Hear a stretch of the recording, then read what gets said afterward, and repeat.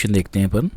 ये अपन सीरीज़ देख रहे थे, पहला था पुरातात्विक स्थल, और नेक्स्ट क्वेश्चन देख रहे हैं कालीबंगन और बालाथल पर कौन सी सभ्यता के अवशेष स्थित हैं। कालीबंगन और बालाथल पर तो ये है सिंधु घाटी सभ्यता। मेसोपोटामिया तो होगी नहीं, इंकन होगी नहीं, और हड़प्पा की सभ्यता। मेसोपोटामिया तो हो गई सिंधु घाटी सभ्यता, कालीबंगन और बालाथल। कालीबंगा को तो तीसरी राजधानी भी बोला जाता है।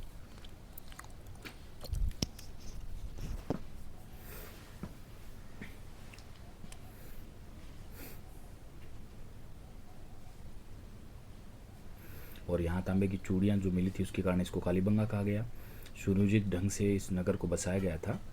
तो टीले के जुते हुए खेत भी यहाँ पर कालीबंगा में मिलते हैं। और यहाँ पर मिट्टी के मन के शंख, जो कांच व मिट्टी की चूड़ियाँ और बैल की खंडित मूर्ति, सिलबट्टे, ये मिला है।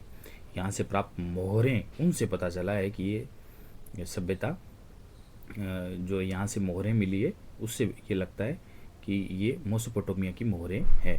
तो मेसोपोटामिया से संबंध थे, राजनीतिक व्यापारिक संबंध थे, लेकिन है ये कालीबंगा बालाथल सभ्यता सिंधु घाटी सभ्यता के अवशेष हैं।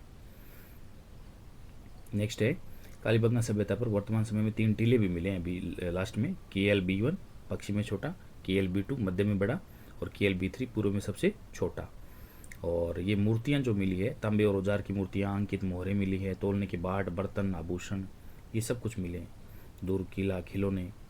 और खोजकर्ता की बात करें तो अमलानंद घोष का नाम यहाँ पर सबसे पहले आता है 1952 के अंदर। नेक्स्ट है बालाथल।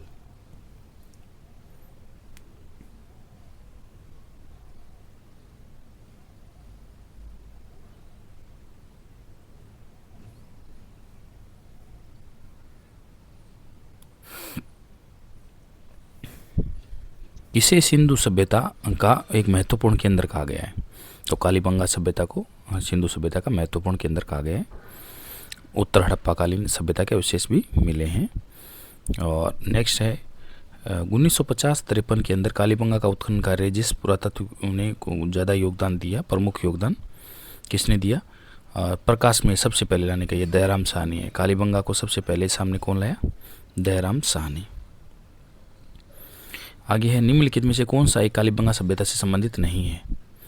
तो लोहे के उपकरण नहीं मिले हैं कालीबंगा सभ्यता में। देखो अग्निकुंड मिले हैं, मिट्टी की ईंटों के घर मिले हैं, दुर्गीकरण मिला है, तो लोहे के उपकरण नहीं मिले हैं। और क्या क्या मिला है बताता हूँ आपको।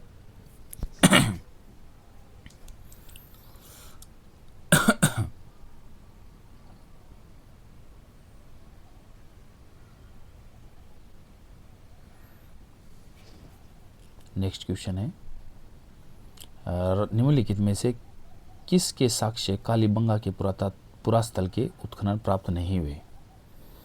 कालीबंगा से क्या नहीं मिला है अपन को? कालीबंगा से गेहूं, बाजरा, हाथीदांत की कंगी, ये सब मिले हैं, चावल नहीं मिले हैं। कालीबंगा से क्या नहीं मिले हैं? चावल नहीं मिले हैं। तो इसका मतलब ये है कि खेती के बारे में ज्ञान था, और यहाँ पर अनाज के बारे में जानकारी थी, बाजरे और गेहूं के बारे में जानकारी थी, लेकिन चावल के बारे में नहीं थी।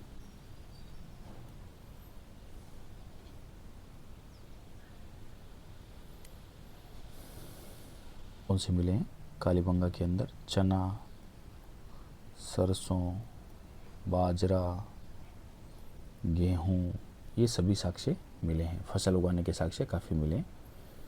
और राजस्थान के अंदर ये महत्वपूर्ण सभ्यता है। यहाँ के लोगों, मतलब अवशेषों से पता चलता है कि कृषि के क्षेत्र, यहाँ के क्षेत्र उन्नत थे, और एक ही खेत में 2 फसलें उगाने के साक्ष्य भी मिलते हैं।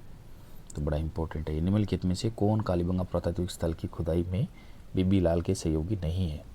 तो कालीबंगा मतलब उसके पुरातात्विक स्थल की खुदाई के टाइम बीबी लाल के सहयोगी कौन नहीं थे?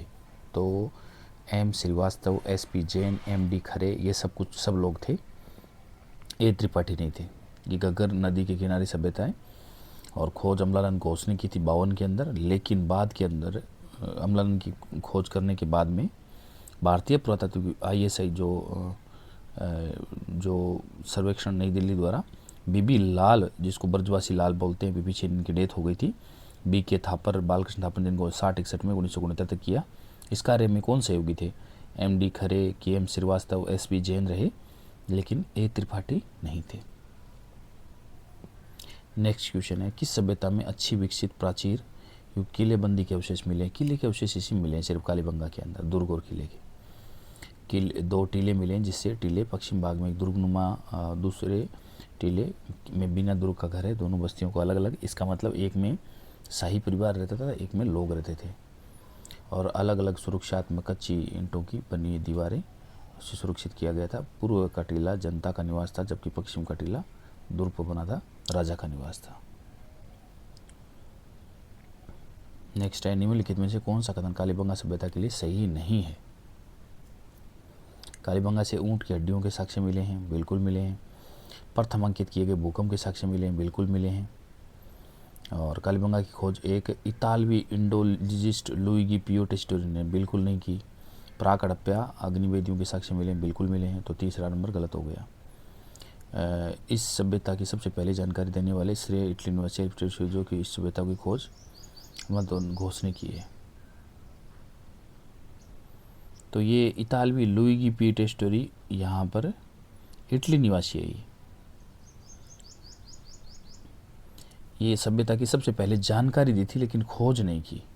देखो खोज लिख रखा है ना, तो ये गलती हो जाएगी। जानकारी दी थी लेकिन खोज सबसे पहले की थी अम्लानंद घोष ने।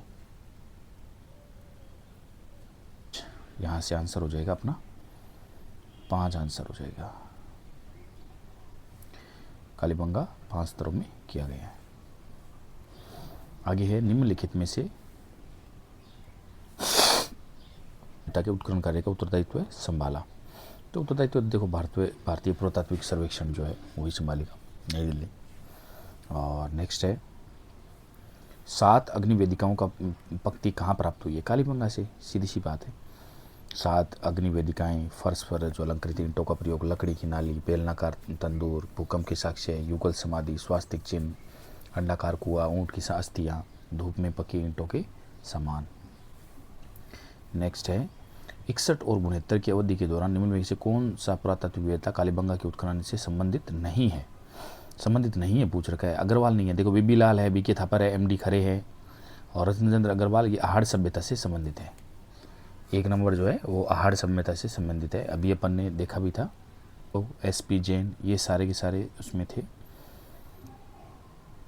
और कालीबंगा उत्तरी राजस्थान के हनुमानगढ़ जिले के अंदर कौन सी नदी के किनारे हैं? तो ये घग्गर या सरस्वती नदी के किनारे हैं। आगे है, कालीबंगा सभ्यता सरस्वती नदी के किनारे, घग्गर, काले रंग की चूड़ियाँ से संबंधित है। दशरथ शर्मा ने कालीबंगा सभ्यता को तीसरी राजधानी भी कहा, ये अपन देख लिया। घग्गर नदी को द्विस्वती नदी, सरस्वती नदी, मर्त नदी, सोतर नदी, नट नदी, ये सब नामों से भी जानते हैं। राजस्थान के किस जिले में कालीबंगा है? बिल्कुल आसान क्वेश्चन है, हनुमानगढ़। सिंधु घाटी सभ्यता से अलग हड़प्पा नगर के रूप में इसका वर्णन किया है कालीबंगा का। सेंधव सभ्यता के किस स्थल से जुते हुए खेत के साक्ष्य मिले? बिल्कुल जुते हुए खेत, कालीबंगा। हल के निशान मिले परकोटे के बाहर दक्षिण पूर्व दिशा में। यहाँ एक साथ 2 फसल गेहूं और जौ के साक्ष्य भी मिले, बाजरे के साक्ष्य भी मिले, लेकिन यहाँ पर चावल के साक्ष्य नहीं मिले। गेहूं, जौ, चना, सरसों, कपास की खेती की जाती थी, चावल की खेती के साक्ष्य प्राप्त नहीं हुए, ये ध्यान में रखना है। किस हड़प्पाकालीन स्थल से एक साथ 2 फसल उगाने के साक्ष्य मिले? बिल्कुल कालीबंगा। तो एग्जाम में देखो इतने क्वेश्चन पूछ लिए गए हैं कि सभ्यताएं, अब कुछ ज़्यादा नहीं बचा है, तो अब स्टेटमेंट वाले क्वेश्चन आने लग गए हैं। 2025 के एग्ज़ाम में आप देखोगे RS में, EURO के अंदर, जेल प्रहरी के अंदर, और इन एग्ज़ामों में थोड़ा स्तर बदला है। कालीबंगा पुरातात्विक स्थल किस दिशा में जुता हुआ खेत मिला है? तो ये है दक्षिण पूर्व के अंदर। निम्नलिखित कथनों में कौन सा कथन सही है? कालीबंगा की खोज ए घोष ने की थी। कौन से कथन सही है वो पूछ रहा है अपन से। कालीबंगा 300 मीटर दूरी पर उत्तरी पश्चिम दिशा के अंदर कब्रिस्तान मिला है, जहाँ सवाधान के साक्ष्य भी मिले हैं, 6 छेद वाला एक कपाल भी मिला है। कथन सही है पूछ रहा है, तो कालीबंगा की खोज ए घोष ने की थी, अम्लानंद घोष ने, बिल्कुल ठीक है। अम्लानंद घोष ने 1953 में लगभग 2 दर्जन हड़प्पा संस्कृति के स्थल बीकानेर में खोजे थे, बिल्कुल सही है। और कालीबंगा के अस्थि रहित नहीं सहित होगा यहाँ पर, अस्थि रहित समाधान नहीं मिले हैं। तो यहाँ पर 6 छेद वाला कपाल भी मिला है और यहाँ पर युग्मित समाधान के साक्ष्य भी मिले हैं। कालीबंगा से प्राप्त अवशेष हड़प्पा के प्राप्त अवशेषों से बेहतर स्थिति में है। तो ये भी बिल्कुल ठीक है। आगे है वह हड़प्पा कालीन स्थल, इसके अंदर आंसर क्या हो जाएगा अपना ABD। वह हड़प्पा स्थल जहाँ से भूकंप जैसी प्राकृतिक आपदा की प्राचीनतम साक्ष्य प्राप्त हुए हैं, कालीबंगा।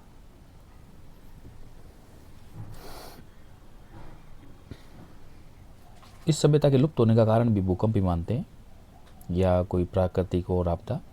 कालीबंगा के बारे में कथनों को पढ़िए। कालीबंगा में दुर्ग निचले स्तर दोनों चारों ओर दीवार है, दोनों दीवारें कच्ची ईंटों की दीवारें हैं। तो इसके अंदर क्या है, दोनों कथन सत्य है, दोनों दीवारें कच्ची ईंटों की दीवारें। स्टेटमेंट बेस्ड क्वेश्चन अभी बढ़ने लग गए हैं। सुमेलित नहीं है, देखना है अपन को। कालीबंगा चूरू में नहीं, हनुमानगढ़ में है। आहड़ उदयपुर में सही है। गणेश्वर सीकर है। बैराठ जयपुर है। नेक्स्ट अगर अपन देखें, कालीबंगा जो पुरातात्विक स्थल है वो हनुमानगढ़ जिले में है। गणेश्वर नीमका थाना के अंदर अपन मान सकते हैं, लेकिन अभी अपन सीकर ही बोलेंगे इसको। निम्नलिखित में से नए अकॉर्डिंग निम्नलिखित में से सत्य कथन है।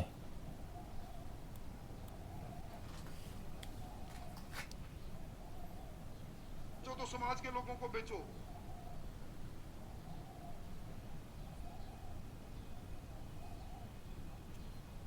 लूणी नदी के किनारे स्थित बागौर से पशुपालन के अवशेष प्राप्त हुए हैं। सत्य कथन देखना है। और आहड़ स्थल को संबंध नवपाषाण काल से है। और कालीबंगा में दुर्ग और निचला नगर दोनों प्राचीर युक्त मिले हैं। तो इसके अंदर केवल 3 सही है। किस सभ्यता से मिले हैं? तो ये राजस्थान की कौन सी सभ्यता है? कालीबंगा सभ्यता। इतालवी भारतविद लुइजी पेस्टेसिटोरी द्वारा सिंधु घाटी सभ्यता के प्रागैतिहासिक और पूर्व मौर्य व्यक्ति की सर्वप्रथम पहचान राजस्थान के किस स्थान पर की? उन्होंने पहचान की थी लेकिन उत्खनन नहीं किया था। तो ये कालीबंगा है, सबसे पहले पहचान इन्होंने की थी। और प्राग हड़प्पा युगीन संस्कृति कालीबंगा में प्राप्त हुई है, बिल्कुल सही बात है। और सिंधु घाटी सभ्यता के कौन कौन से स्थल है? कालीबंगा राजस्थान के अंदर है। रंग महल, पीलीबंगा, सोनथी, बीकानेर, बरौर, अनूपगढ़, गंगानगर, बिंजौर, अनूपगढ़, गंगानगर, कर्णपुर, हनुमानगढ़। किस इतिहासवेत्ता ने कालीबंगा को सिंधु घाटी के साम्राज्य की तृतीय राजधानी कहा? दशरथ शर्मा। राजस्थान के किस जिले में पूर्व हड़प्पा के सभ्यता के व्यापक अवशेष प्राप्त हुए हैं? हनुमानगढ़ के अंदर। कहाँ के अवशेषों से यह पता चलता है कि विश्व की विख्यात सिंधु सभ्यता राजस्थान में विकास हुआ? कालीबंगा, पीलीबंगा और रंग महल को देखकर लगता है। ये हो गई कालीबंगा के बारे में जानकारी। निम्नलिखित में से राजस्थान के किस स्थल से मर्द भांडों और लाल धरातल पर काले रंगों की सुंदर ज्यामितिक डिजाइन को सजाया गया है? तो ये है कालीबंगा। कालीबंगा से मिट्टी के लाल बर्तन प्राप्त हुए हैं जिन पर काली व सफ़ेद रंग की रेखाएं भी खींची हुई है। तो ये बात हो रही है कालीबंगा की। मिट्टी के बर्तन कालीबंगा से मिले हैं। कालीबंगा का शाब्दिक अर्थ है, देखो RS के अंदर क्वेश्चन पूछा हुआ है, काली चूड़ियाँ। प्रोफेसर अमलानंद घोष ने, ए घोष जिसको बोलते हैं, किस वर्ष राजस्थान के अंदर कालीबंगा की पुनः खोज की थी? 52 के अंदर। निम्नलिखित में से किस पुरातात्विक स्थल पर घरों में अंडाकार कुएं मिलते हैं? अंडाकार कुएं मिलते हैं कालीबंगा के अंदर। कालीबंगा में निम्नलिखित में से किस फसल के अवशेष प्राप्त हुए हैं? जौ के अवशेष प्राप्त हुए हैं। जौ के मिले हैं, बाजरा के मिले हैं, चावल के नहीं मिले हैं। सोयाबीन, रागी, चावल तीनों के नहीं मिले हैं। कालीबंगा से हड़प्पा की पूर्व सभ्यता से मिलते जुलते अवशेष पाकिस्तान के किस स्थान पर मिले हैं? ये मिले हैं कोट दीजी। तो ये हो गई अपनी कालीबंगा सभ्यता कंप्लीट। अब देखते हैं अपन गणेश्वर के बारे में। थोड़ा गणेश्वर के बारे में थोड़ा डिटेल से देख लेते हैं।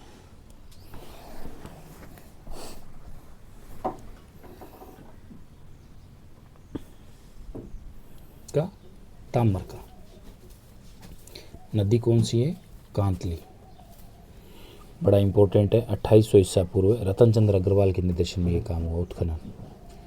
रतन चंद्र अग्रवाल, महत्वपूर्ण जानकारियाँ के निर्देशन में उत्खनन से 2800 ईसा पूर्व की सभ्यता के अवशेष मिले। गणेश्वर में बड़ी मात्रा में तांबे के आयुध और उपकरण, तांबे के उपकरण, तांबे के उपकरण युद्ध में काम आने वाले ये भी मिले हैं। ताम्रयुगीन सभ्यताओं की सबसे प्राचीनतम सभ्यता बनती है, ये सबसे प्राचीनतम है, ये प्राचीनतम, ये भी बड़ा इंपॉर्टेंट है। पात्रों में 99% तांबा है, इसका मतलब सबसे शुद्ध तांबा कहाँ मिला है? गणेश्वर में। शुद्ध तांबा, तांबा कहाँ मिला है? गणेश्वर के अंदर।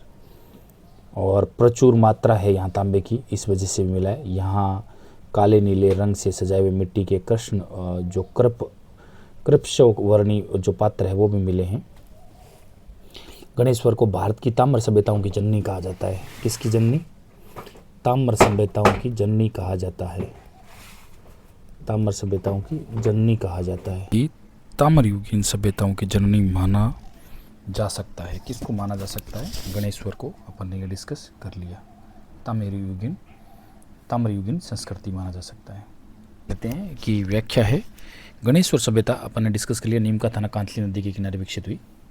नीम का थाना सीकर के पास में जो है, और पूर्व हड़प्पा कालीन स्थल है, सीकर में ही है। रेडियो कार्बन पत्ती से इसका समय 2800 ईसा पूर्व माना जाता है। खोज की थी R.C. अग्रवाल, रतन चंद्र अग्रवाल ने 72 में, उत्खनन 77 में रतन चंद्र अग्रवाल और विजय कुमार ने किया। तो ये भी डिटेल नोट करने लायक है। नेक्स्ट है, गणेश्वर की खुदाई के संबंध में असत्य कथन का चयन कीजिए। असत्य कथन है, यहाँ हड़प्पा से तांबा प्राप्त किया जाता था। यहाँ हड़प्पा से तांबा प्राप्त किया जाता था। गणेश्वर की संस्कृति का एक महत्वपूर्ण स्थल है। और गणेश्वर नीम का थाना में कांतली नदी के स्रोत पर खोजी गई है। और गणेश्वर राजस्थान के पुरातात्विक संग्रहालय विभाग द्वारा खुदाई की लगभग 5000 वर्ष पुरानी संस्कृति प्रकाश में आई। तो यहाँ हड़प्पा से तांबा प्राप्त किया जाता था, ये गलत है। नेक्स्ट है, तांबा हड़प्पा मोहनजोदड़ो को भेजा जाता था, जबकि यहाँ के लोग तांबे खेतड़ी व खोद दरीपालवर से प्राप्त करते थे। तो यहाँ पर सेंटेंस थोड़ा गलत हो गया। हड़प्पा से तांबा प्राप्त किया जाता था, मतलब गणेश्वर के पास हड़प्पा से तांबा आता था, ऐसा बिल्कुल नहीं है। गणेश्वर से हड़प्पा में तांबा जाता था। निम्नलिखित में से किस सभ्यता को भारत की सभी ताम्रयुगीन सभ्यताओं की जननी कहा जाता है? तो ये सभ्यता है गणेश्वर। ये भी बड़ा इंपॉर्टेंट क्वेश्चन है। नेक्स्ट है, यह सभ्यता 1800 ईसा पूर्व की है। ताम्रयुगीन सांस्कृतिक केंद्रों से प्राप्त तिथियों से भी प्राचीनतम है, मतलब सबसे ओल्डेस्ट। और सहायक रिसर्च ऑफिसर में ये क्वेश्चन पूछा गया था, इसलिए गणेश्वर को ताम्रयुगीन सभ्यताओं की जननी प्रारंभिक केंद्र भी माना जाता है। और कांतली नदी पर कौन सी सभ्यता स्थित है? वही गणेश्वर। राजस्थान की किस सभ्यता को ताम्र संचयनी सभ्यता कहा जाता है? ये कहा जाता है गणेश्वर को। गणेश्वर में तांबा प्रचुर मात्रा में पाया जाता है, क्योंकि सीकर के आसपास यहीं पर है सबसे ज़्यादा तांबा, खेतड़ी के अंदर। यहाँ से प्राप्त उपकरणों में 99% तांबा, मतलब शुद्ध तांबा के अंदर भी सबसे ज़्यादा। यहाँ से सैकड़ों ताम्र के आयुध और उपकरण मिले, युद्ध के बाण वगैरह, तीर वगैरह, कुल्हाड़ी वगैरह, और मछली का कांटा और सुई ये मिले हैं। तो यहाँ पर हो जाएगा बाण। सभ्यता में मकान और बस्तियों में बनाने में ईंटों का प्रयोग नहीं होता था। ईंटों का प्रयोग कौन से में नहीं होता था सभ्यता में? तो गणेश्वर सभ्यता में कोई ईंटों का प्रयोग नहीं होता था। बने मकानों का अवशेष मिले, अर्थात ईंटों का प्रयोग नहीं होता था। एकमात्र स्थल है जहाँ से पत्थर के बांध भी प्राप्त हुए हैं, बांध बनाए हुए पत्थर के। गणेश्वर से प्राप्त मर्दभांड किस प्रकार के हैं? गणेश्वर से जो मर्दभांड मिले हैं वो है गेरिक मर्दभांड। मर्दभांड कला में निपुण थे, यहाँ के अलंकृत मर्दभांड प्राप्त हुए हैं। और लोग जो थे मर्दभांड में निपुण थे। गणेश्वर से, यहाँ पर गणेश्वर से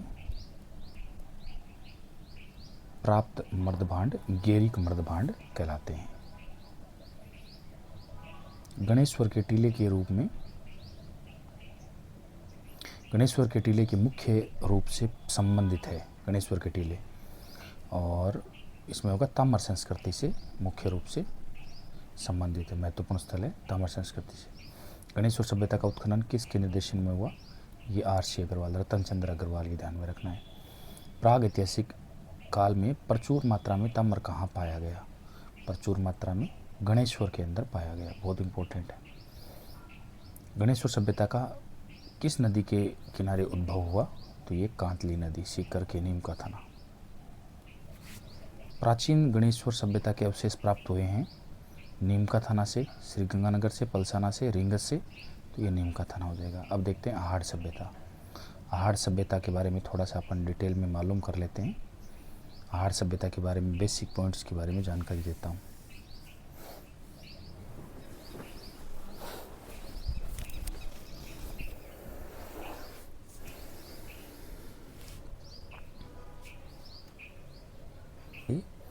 ये ग्रामीण है।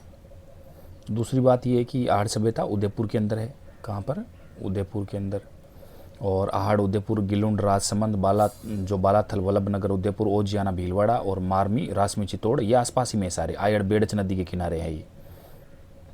और आहड़ सभ्यता खोजकर्ता रतनचंद्र अग्रवाल है, उत्खननकर्ता अक्षय कीर्ति व्यास है, हसमुख धीरज HD सांखलिया है और दक्खन कॉलेज पुणे के प्रोफेसर हसमुख धीरज सांखलिया। इसके नाम क्या है? ताम्रवती भी इसका नाम है और धूलकोट भी इसका नाम है। धूलकोट की सभ्यता बोला जाता है इसको, धूलकोट की सभ्यता। और कोठ गोरे की सभ्यता, कोठे गोरे की सभ्यता भी इसको बोला जाता है, कोठ गोरे की सभ्यता। और पक्की मिट्टी से बड़े बड़े जो मर्द भांड है अनाज भरने हेतु मिले हैं यहाँ पर। साक्ष्य है भवन निर्माण का। और यहाँ पर छत है वो घास फूस की है। ग्रामीण सभ्यता बोला जाता है। लगभग 40 ताम्र खानों का साक्ष्य मिला है, 6 चूल्हों का साक्ष्य मिला है, 6 मुद्राओं और मोहरें मिली हैं, मर्द भांड मिले हैं वो भी लाल और काले रंग के। ज्वार, चावल और पूजा की थाली, दीपक का साक्ष्य। यहाँ पर देखो चावल मिले हैं, ये बड़ी बात है। चावल वहाँ नहीं मिले कालीबंगा में, यहाँ मिले हैं चावल और ज्वार, तो ये इसके साक्ष्य मिले। तांबे की कुल्हाड़ियों की पूजा की थाली, दीपक का साक्ष्य, मिट्टी के बैल और पत्थर की आटा चक्की की साक्ष्य। इस पर एक पुस्तक लिखी हुई है। पुस्तक का नाम है पुस्तक द आहड़ कल्चर, रीमा हुजा की पुस्तक है, हिस्ट्री ऑफ राजस्थान, उसमें भी इसकी डिटेल मिलती है। तो इसके अंदर देखो ऑप्शन दोनों हो सकते हैं। यहाँ पर 2 1 दिया है, लेकिन यहाँ पर ऑप्शन दोनों हो सकते हैं। आगे देखते हैं नेक्स्ट, तो इसको स्टार मार्क करके रखना। आहड़ सभ्यता के संदर्भ में निम्न में से कौन सा कथन सत्य नहीं है? आहड़ सभ्यता के बारे में कौन सा कथन सत्य नहीं है? तो यहाँ पर तांबे की चादरें मिली है, कॉटन व भेदने के लिए, काटने व भेदने के लिए तीखे पत्थरों की अनुपस्थिति मिली है, और तांबा गलाने के पश्चात बचा कचरा प्राप्त हुआ है। तो इसके अंदर सत्य नहीं है, मतलब लोहे की कुल्हाड़ियाँ मिली, ये सत्य नहीं है। लेकिन यहाँ पर कुल्हाड़ियाँ किसकी मिली है? तांबे की कुल्हाड़ियाँ मिली है। यहाँ पर किसकी मिली है? तांबे की। तो ये गलत हो गया इसमें। आगे नेक्स्ट देखते हैं, किस सभ्यता के लोग अपने मृतकों को आभूषणों के साथ दफनाते थे? तो आहड़ सभ्यता के अंदर। ये ग्रामीण सभ्यता है, मृतक कपड़ों और आभूषण के साथ दफनाते थे, ये इसकी खास बात है। तो ये ध्यान में रखने लायक है, बड़ा इंपॉर्टेंट साक्ष्य है। आगे देखते हैं, आहड़ को किस संस्कृति का प्रमुख केंद्र माना जाता है?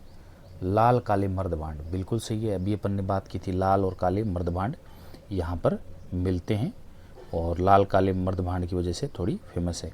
मिट्टी के बैल, पत्थर की आटा चक्की और आभूषण सहित समाधान के साक्ष्य मर्दभांड मिले, वो लाल काले रंग के मिले।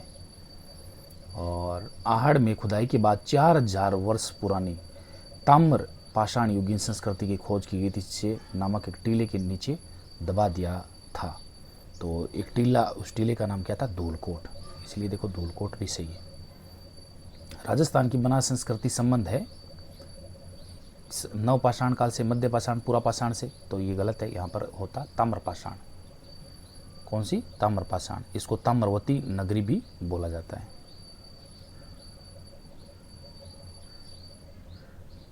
ताम्रवती नगर।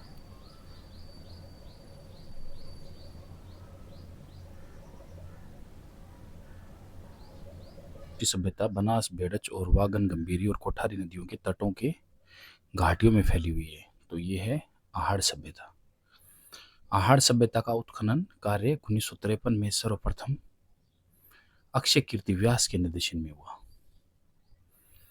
और 56 के अंदर फिर रतनचंद्र अग्रवाल ने, 61 के अंदर VN मिश्रा, HD सांखलिया ने, और राजस्थान सरकार द्वारा विजय कुमार व PC चक्रवर्ती को नियुक्त किया गया था। आहड़ को ताम्रवर्ती के नाम से भी जाना जाता था। क्यों ताम्रवती के नाम से? इसलिए जाना जाता था कि बड़ी संख्या में तांबे के औजार और उपकरण मिले हैं। आहड़ का उत्खनन कार्य किसके नेतृत्व में निष्पादन हुआ था? HD सांखलिया। और निम्नलिखित में से HD सांखलिया के नेतृत्व में हुआ था और उनको इसके लिए और ये बात है 1961-62 की। 1974 में इनको पद्म भूषण भी मिला था। आहड़ सभ्यता राजस्थान के उदयपुर में स्थित बनास नदी के पास में ताम्रवती के नाम से भी जाना जाता है। उदयपुर, चित्तौड़गढ़, डूंगरपुर, भीलवाड़ा, राजसमंद, बूंदी, टोंक और अजमेर में आहड़ की स्थलों की सूचियां मिली है। आगे देखते हैं, निम्नलिखित में से कौन सा प्राचीन स्थल उत्खननकर्ता सुमेलित नहीं है। तो आहड़ का एसपी जैनी होगा, एच डी सांकलिया हो सकता है, वी एन मिश्र हो सकता है, बाकी सब सम्मिलित है। विराट का दयाराम साहनी बिल्कुल करेक्ट है।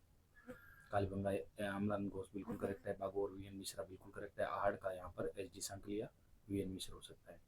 एच डी सांकलिया के निर्देशन में जिस सभ्यता स्थल का उत्खनन हुआ है वो है आहड़। झाड़ोल, उदयपुर और कुराड़ा, नागौर और सांवरिया, बीकानेर, नंदलालपुरा, जयपुर में क्या समानता है? क्या समानता है ऐसी? ताम्र उपकरणों के भंडार मिले हैं, बिल्कुल करेक्ट बात है। कुराड़ा, नागौर में मिले हैं, झाड़ोल, उदयपुर में मिले हैं, सांवरिया, बीकानेर, नंदलालपुरा, जयपुर में भी ताम्र उपकरणों के भंडार मिले। कौन सा स्थान आहड़ सभ्यता से संबंधित नहीं है? तो आभानेरी जो है वो आहड़ सभ्यता से संबंधित नहीं है। रोजड़ी, भगवानपुरा, गिलुंड, ये सारे के सारे इससे संबंधित है। अगर अपन और भी बात करें तो देखो, आहड़, उदयपुर, मैं बनास और आहड़ सभ्यता, ग्रामीण सभ्यता के बारे में बता रहा हूँ। आहड़, उदयपुर और बालाथल, और बालाथल के बाद में अगर अपन बात करें तो गिलुंड, राजसमंद, बालाथल, वल्लभनगर, उदयपुर वाला, ओजियाना, भीलवाड़ा और मारमी, रासमी, चित्तौड़ और आहड़ ये बेड़स नदी के किनारे वाली सभ्यता। तो ये सारे नाम किसके हैं? ये सारे संबंधित है। रोजड़ी, गिलुंड, भगवानपुरा, ये सारे संबंधित है, आहड़ सभ्यता से संबंधित। पुरास्थल आहड़ से प्राप्त प्राचीन अवशेष संबंधित है ताम्रयुगीन, ताम्रपाषाण युगीन से। तांबे के उपकरण ज्यादा मिले हैं। धूलकोट कहाँ स्थित है? तो ये आहड़ के अंदर। निम्नलिखित में से किस सभ्यता को धूलकोट या ताम्रवती भी कहते हैं? तो ये आहड़ सभ्यता को। ये देखो दोनों क्वेश्चन साथ में आ गए, इसलिए जो पहला वाला था उसमें दोनों ऑप्शन करने थे एक्चुअली। वो क्वेश्चन दोनों ऑप्शन साथ में नहीं आ सकते इसमें। कौन कौन से? धूलकोट या ताम्रवती, दोनों साथ में अगर आ रहे हैं तो क्वेश्चन में दो आंसर हो रहे हैं, इसका मतलब वो क्वेश्चन डिलीट हो गया।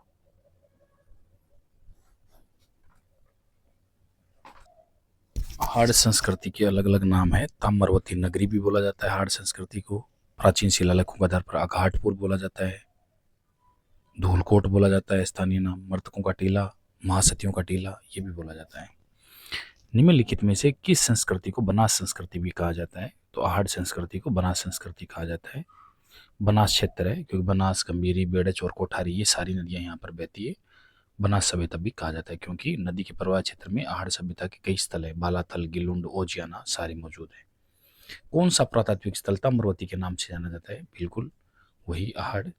तांबे के उपकरण, तांबे की चद्दरें और चूड़ियाँ, तांबे की कुल्हाड़ी, तांबा गलाने की भट्टी, ये सब मिले। ताम्रवती नगरी भी बोला जाता है। अनाज रखने के लिए मर्द भांड, गोरे व कोठे राजस्थान में किस प्राचीन स्थल से प्राप्त हुए हैं? तो ये है आहड़ सभ्यता से प्राप्त हुए हैं। आहड़ संस्कृति में अनाज रखने के लिए बड़े बड़े मर्द भांड मिले हैं जो पक्के बने हुए हैं, गोरे और कोठे जिनको कहा जाता है। आहड़ के उत्खनन से कौन सी सामग्री बाह्य संपर्कों का संकेत देती है कि बाहर से कोई व्यापारिक संबंध वगैरह है? तो ये लेपिस जो लाजुली है, तांबे से निर्मित जो 6 यूनानी मुद्राएं हैं, 3 यूनानी मोहरें प्राप्त हुई है। एक मुद्रा पर त्रिशूल और दूसरी पर यूनानी देवता अपोलो के हाथ में तीर व पीछे तर्कस के अंग चित्रित है। माना जाता है कि सभ्यता का व्यापारिक संबंध यूनान से था, इसलिए लेपिस लाजुली आहड़ के उत्खनन से प्राप्त सामग्री को बाह्य संपर्क ईरान का संकेत देती है। किस संस्कृति से जुड़े स्थल प्रमुख रूप से बनास और उसकी सहायक नदियों की घाटियों में प्राप्त हुए हैं? तो आहड़ संस्कृति। दो मुंह वाला चूल्हा और बहुत प्रकार के बर्तनों के साथ सिलबट्टा और पेन निम्नलिखित में से किस तरह की खुदाई में मिले? तो ये आहड़ में मिले। आहड़ में जो प्राप्त सामग्री है, गेहूं, ज्वार, चावल, ये आहड़ में देखो चावल भी मिले हैं, गेहूं भी मिले हैं। दो मुंह वाला चूल्हा, एक मकान में एक से अधिक चूल्हे, संयुक्त परिवार का भी संकेत देते हैं। सिलबट्टा ग्रामीण सभ्यता है ना, तो संयुक्त परिवार तो होंगे।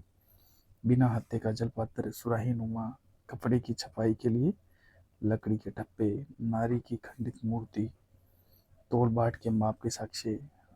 इसका मतलब कभी जो सभ्यता थी काफी डेवलप्ड थी, मिट्टी के बने पशु पक्षी के खिलौने, मिट्टी जो सेवने का कर्ण आभूषण और पूजा की थाली, मिट्टी के दीपक, कच्ची ईंटों का प्रयोग, इसलिए ग्रामीण सभ्यता बोलते हैं।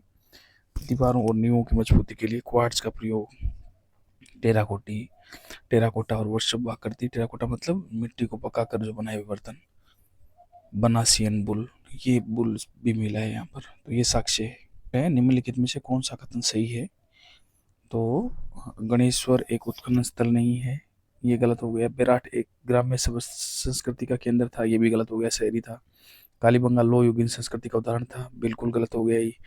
और आहड़वासियों का महत्वपूर्ण व्यवसाय ऐस्क तांबे को गलाना और ताम्रवस्त्र पे बनाना था, ये भी बिल्कुल ये भी सही है। आहड़ सभ्यता के बारे में निम्नलिखित कथनों का विचार कीजिए। आहड़ तांबा गलाना जानते थे, बिल्कुल सही है। ये लोग चावल से परिचित नहीं थे, चावल से परिचित थे आहड़, कालीबंगा परिचित नहीं था। धातु का नाम आहड़वासियों की अर्थव्यवस्था का एक साधन था, तो ए हो गया, सी हो गया। और यहाँ काले मर्दबांड, हाँ काले लाल, बिल्कुल, तो ए, सी और डी, तो ये हो गया बी यहाँ पर 2 नंबर। आहड़ के विषय में निम्नलिखित कथनों के कौन सा कथन असत्य है? मिट्टी अथवा कच्ची ईंटों से निर्मित भवन अब उपलब्ध नहीं है। आहड़ के उत्खनन में मानव के जीवन के विभिन्न चरणों पर प्रकाश पड़ता है। आहड़वासियों के दीवारें और नींवों को मजबूत और सौंदर्ययुक्त बनाने में जो मिट्टी के क्वार्ट्ज के टुकड़े और चिप्स के जो सम्मिश्रण का प्रयोग करते थे। आवासीय भवनों की नींव ईंटों की होती थी, तो मिट्टी तो कच्ची ईंटों से निर्मित भवन अब उपलब्ध नहीं है, ये असत्य कथन है। बाकी सब सत्य है। मानव जीवन के विभिन्न चरणों पर प्रकाश पड़ता है, बिल्कुल सही है। दीवारों नींव मजबूत सौंदर्य बनाने के लिए मिट्टी क्वार्ट्ज के टुकड़े चिप्स का, बिल्कुल सही है। आवासीय भवनों की नींव ईंटों की होती थी, बिल्कुल सही है, लेकिन कच्ची ईंटें। तो यहाँ पर मिट्टी अथवा कच्ची ईंटों से निर्मित भवन अब उपलब्ध है, ये होगा, तो ए हो जाएगा यहाँ पर सत्य। आहड़ सभ्यता से प्राप्त उपकरण निर्मित है तांबे से, और आहड़ संस्कृति के लोग किस धातु से परिचित नहीं थे? चांदी से परिचित नहीं थे। तांबा, लोहा, टिन, इन सबसे परिचित थे। आहड़ से लोहे, कांस्य, तांबा, टिन, तांबे के उपकरण प्रचुर मात्रा में मिले होने के कारण धातुओं से परिचित थे। आहड़ सभ्यता किस अन्य नाम से जानी जाती है? आघाटपुर।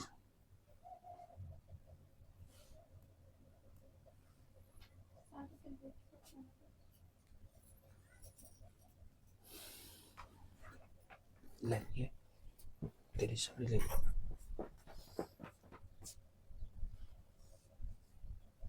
निम्नलिखित जिलों में से किस जिले में आहड़ संस्कृति के अवशेष मिले हैं? उदयपुर में अवशेष मिले हैं। कौन सी वस्तु आहड़ सभ्यता के सतलों से संबंधित है? कौन सी वस्तु? ये है चित्रित दूसर मृतभांड, ये संबंधित नहीं है। देखो चावल यहाँ मिले हैं, तांबे की वस्तुएं मिली हैं, कृष्ण लोहित मृतभांड मिले हैं, ये बिल्कुल सही है, लाल और काले रंग के, तो 4 नंबर गलत हो गया इसमें। राजस्थान में लोहे धातु की प्राचीनतम साक्ष्य किस संस्कृति में प्राप्त हुए हैं? तो काले व लाल रंग के मृतभांड संस्कृति, बी एंड आर। और लाल और काले मृतभांड वाली संस्कृति का प्रमुख केंद्र कौन सा था? आहड़।